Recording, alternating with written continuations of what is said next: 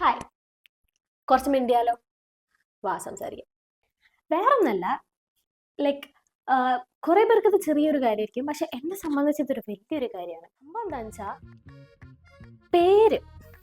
അതായത് നമുക്ക് എല്ലാവർക്കും കുറേ പേരറിയായിരിക്കും, അതായത് വെറൈറ്റി പേരുള്ള കുറേ പേരറിയായിരിക്കും. എൻ്റെ ലൈഫിൽ, അതായത് എൻ്റെ ഫാമിലിയിൽ നോക്കുകയാണെന്നുണ്ടെങ്കിൽ എല്ലാവരും നോർമലാണ് എക്സെപ്റ്റ് മൈ പപ്പ. എൻ്റെ പപ്പയുടെ പേര് കുറച്ചധികം വെറൈറ്റി ആയിപ്പോയി. അതായത് അമ്മയുടെ പേരെന്താ ഷീന, ചേച്ചിയുടെ പേരെന്താ ട്വിങ്കിൾ, രണ്ടാം ചേച്ചിയുടെ പേരെന്താ ഐറിൻ, ഓക്കെ, മോളുടെ പേരെന്താ ഹെലൻ, ഓ പപ്പയുടെ പേരെന്താ പാൻക്രാസി. മോളെ എന്താ പാൻക്രാസി? കേട്ടില്ല ആൻറ്റി, പാൻക്രാസി.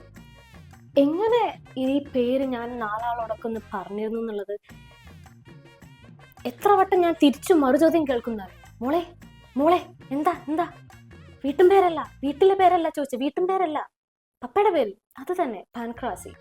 എങ്ങനെ ഇരിക്കുന്നു? എൻ്റെ അപ്പാപ്പൻ്റെ ഫാമിലിയിൽ, അതായത് എൻ്റെ പപ്പയുടെ ഫാമിലി, അപ്പാപ്പന് 10 മക്കളാണ്.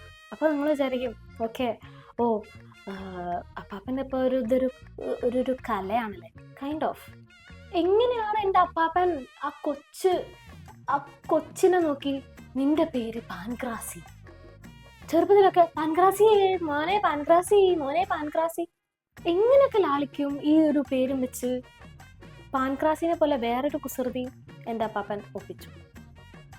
ദാറ്റ് ഈസ് പപ്പയുടെ സിസ്റ്റർ തന്നെ. ആളെ വീട്ടിൽ വിളിക്കുന്നത് കിക്കിളിയായ. ഞങ്ങൾ ആൻറ്റീനെ വിളിക്കുന്നത് കിക്കിളി ആൻറ്റി, കിക്കിളി ആൻറ്റി എന്നാണ്. ആ ആൻറ്റിക്ക് എന്തോരം അത് ഹേർട്ടായിട്ടുണ്ടോയെന്ന് എനിക്കറിയില്ല. നമ്മുടെ നാട്ടിലൊക്കെ ഇങ്ങനെ കളിയാക്കൂലേ, ഓ രാജു, ലൈക്ക് അവരുടെ അപ്പന്മാരുടെ പേര് വെച്ച് തന്നെ നമ്മൾ നമ്മുടെ ഫ്രണ്ട്സിനെ കളിയാക്കും. ശരിക്കും അങ്ങനെ ഒരു നോർമൽ പപ്പയുടെ പേരല്ല കിട്ടിയത്, ഒരു നോർമൽ പപ്പയുടെ പേരല്ല എനിക്ക് കിട്ടിയത്, പാൻക്രാസി. കേരളത്തിൽ ഒരൊറ്റ പീസ ഇത് കഴിഞ്ഞ വംശനാശം.